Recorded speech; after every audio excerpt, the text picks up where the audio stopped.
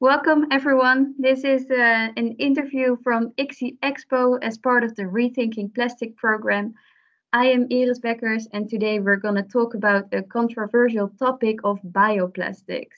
I am here with Marco Jansen, who is the Director of Circular Economy and Sustainability and the Global Director of Bioplastics at Braskem, and he can enlighten us on the topic of bioplastics. The bioplastics will even be banned soon in Australia. So this topic is really hot at the moment because there is quite some confusion about the term bioplastics and what it even means. So welcome, Marco. Thank you for being here. Thank you. Can you please quickly introduce your company in about 1 or 2 sentences so everyone knows what we're talking about? Well, that won't be easy in 1 or 2 sentences, but so we are a Brazilian petrochemical company. So we produce plastics and chemicals from normally fossil raw materials, but also we're the global leader in biopolymers. And in our case, it's polyethylene and EVAs made from sugarcane-based ethanol from Brazil. Okay, and what kind of plastics are these? I think if you can explain that a bit more so everybody understands what we're talking about. Yeah, sure. So polyethylene is the most used plastic in the world. And this is normally made from either natural gas or from oil-based feedstocks. And in our case, we produce that same plastics from sugarcane. So the product is exactly the same, and it's fully recyclable, and it's what they call a drop-in bioplastic. Okay, thank you. And what is a drop-in bioplastics exactly? A drop-in means that it's an existing bioplastic or plastic, that's been used for a long time, but that you only replace the feedstock from a fossil feedstock to a natural one, but that the product itself has exactly the same chemical structure. So there's no new polymer, let's say it's the same polymer, and it's also fully recyclable within the existing recycling stream. So you don't need to build any new recycling streams that you would need to do, for instance, for these new types of polymers.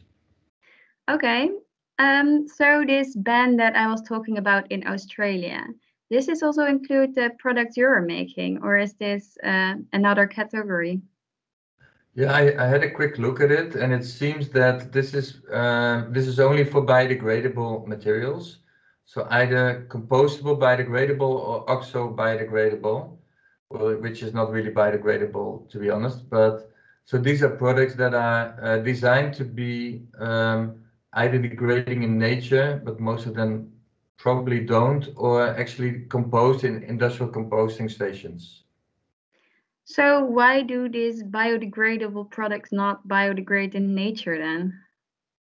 Well, I'm not an expert in biodegradable polymers, but what you do see is that they need certain conditions, temperature, moisture, microorganisms to biodegrade, and these are not always sufficiently available in nature. So most of these products, not all, but most of them, they need to go to these industrial composting stations to make sure that they actually compose.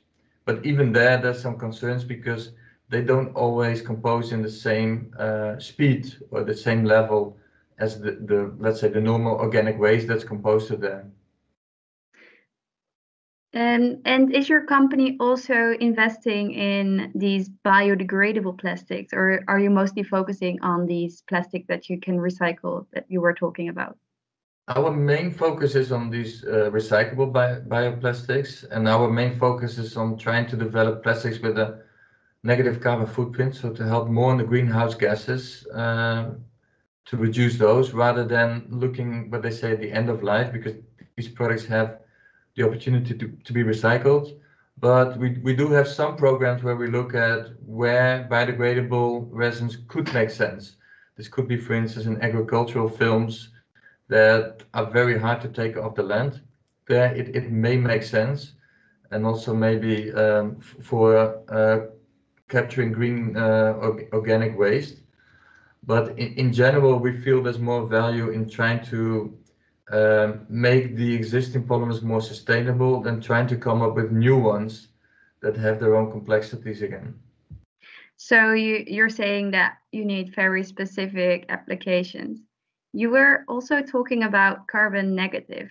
I think not everybody knows this term. Can you quickly explain Yes, what this means? that's a good question. So normally for everything that you do, you have a carbon footprint, right? Because it means you use energy, and this energy that it emits CO2 into the atmosphere. And we know that's a big concern to everybody. So for everything that you do, you have a certain footprint. And then when you emit CO2, normally they say the footprint is positive, which sounds a bit double, because actually it's not very positive, it's a negative event. But some of the bioplastics, and ours is an example, it actually captures more CO2, the plant during the growth process, than it emits during the production process, which means that you take more CO2 out of the atmosphere than you actually put back in the atmosphere during the production process. And that means that at the end of the day, you have a negative carbon footprint. So in theory, the more that you produce, the more CO2 you take out of the atmosphere. So it helps both Braskem but also our clients to become either carbon neutral or even carbon negative in some cases. Yeah, and I think this term we will hear a lot probably in the future, because I think a lot of companies are trying to become carbon negative actually. So this also relates a lot to responsibility of a company for the climate.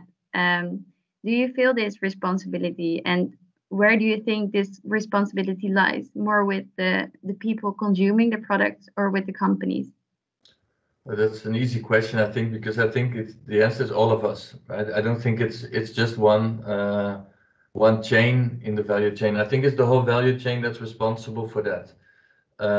So I think we are responsible to make sure that we develop the most efficient products, that we produce them in the most efficient way, that we use the best resources we can find, and that we try to use as many, let's say, renewable resources, whether that's energy or feedstocks, as we can, and that we make sure that our products are recyclable, and that we also help to recycle within the value chain. But then there's so many other companies in the value chain, from packaging companies to brand owners to retailers, and then at the end, the consumers, and then the waste management companies that have a very important role. And don't forget also the policymakers that have a very important role to make sure that there's the policy framework to make sure that, for instance, circular economy or the bioeconomy is stimulated. So now about this responsibility of your company. I was wondering, why making new plastics at all? Because we have quite a lot of plastics that are already on this earth, even a lot that are like floating in our oceans. So why do you think that it's a good thing that Braskem is even making more of these plastics? Well, that's a good question. I think we are doing both. So we are looking at a number of options. One is that we have a commitment by 2030 to recycle 1 million tons of waste plastics and to sell them back into the market to be reused. But at the same time, there's certain limitations to what you can do with recycling, especially on the quality perspective. So for instance, recycled resins, they can currently not be used in food applications, or in some cases also cosmetics and also toys, etc. So you need still, as we say, virgin plastics to meet these criteria.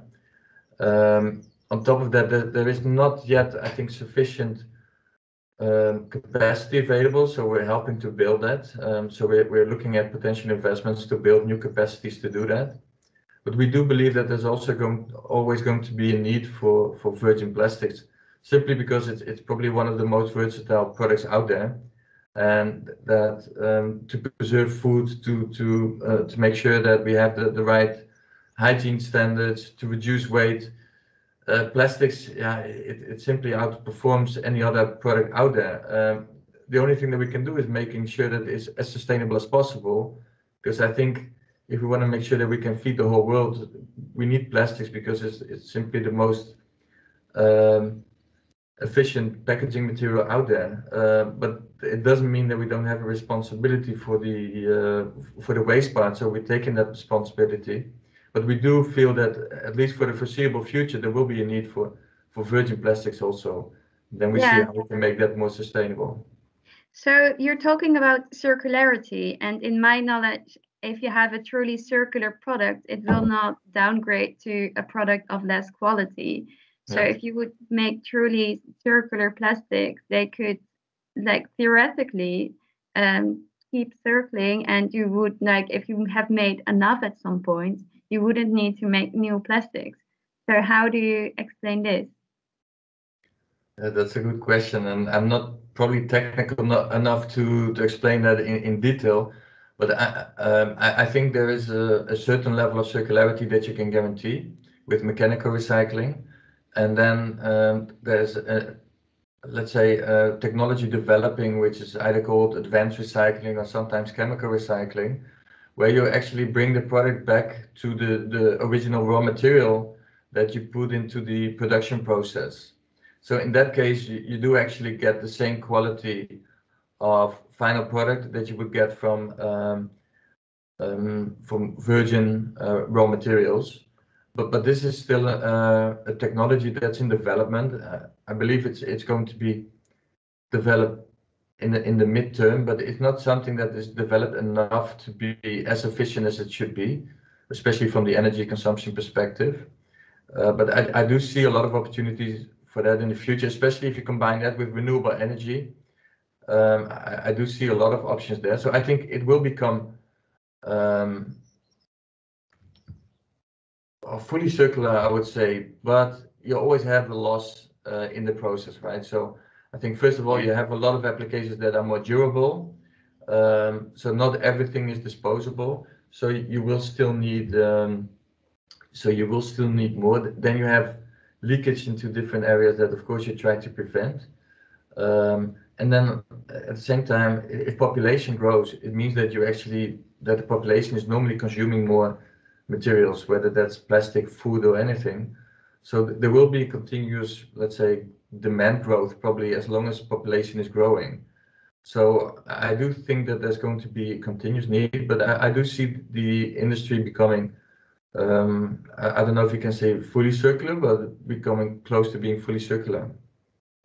So at the moment that it is possible to become truly circular and just recycle your own plastic, do you think that Braskem will make the change to become this fully circular company, or do you think they will always keep producing new materials as well? Oh, that's a good question. I mean, my personal view is that eventually we will be either fully circular based on plastic waste, or we will only use natural resources. Because one of the big advantages of using the natural resources is the carbon footprint reduction. So that won't be possible with recycling. So you would always have a positive carbon footprint. So I think the two actually complement each other very well. One is looking at trying to solve the waste issue, and the other one is trying to support the reduction of global warming. So I think the two can work very well together. So my, let's say, future vision is that we would only be producing plastics from either waste or from natural resources. Okay, so one question about that, because of course, if you're growing plants, then you lose maybe some land to grow food on. Yeah. How do you work around that? Yeah, that's a great question, and we get that question every time, a lot of times. So the way we try to capture that is that, at least in Brazil, the sugarcane that is being produced is used for both food as well as for fuels or for energy. And what they normally do, they crush the sugarcane and you get juice out of that.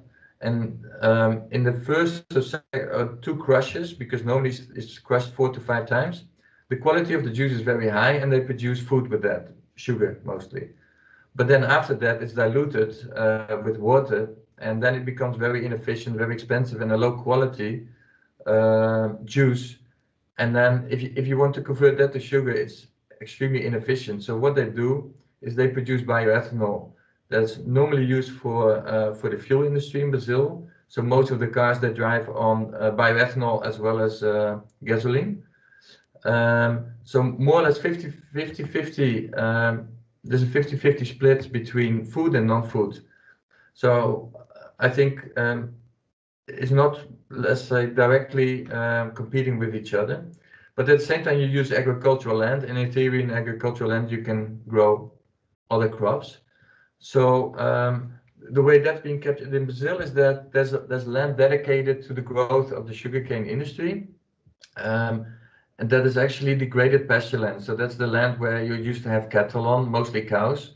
And that after a certain time, after being there for a certain period, they take all the nutrients out of the soil. And then it becomes very poor land. And sugarcane luckily grows on very poor land. So it's a way to also bring back the nutrients to the land. So there's no a real direct influence on any other crops that could grow there. So you can never say there's no competition with food because you're using agricultural land, but we try to minimize it as much as we can in that way. Okay, and you're saying that this happens in Brazil. This is, of course, not a very local production if you would sell this product and this plastics all around the world. Yeah. Do you think that this is, how do you explain this? Yeah, the reason why we use it in Brazil, other than us being a Brazilian company, is that there's a huge availability of agricultural land that's not being used. So if you would go to Europe, for instance, most of the agricultural land that is available is being used. There's very little land that's not being used. Just if you look in Brazil, the size of agricultural land that's not being used is the size of 3 times Germany. So it's really big. So the competition with food is much less. And then if you look at the impact on the carbon footprint of bringing the product, for instance, from Brazil to Europe by vessel, it's extremely small. It's less than, let me think, so we have a negative carbon footprint of -3, and the footprint to bring something by vessel to Europe is 0.1.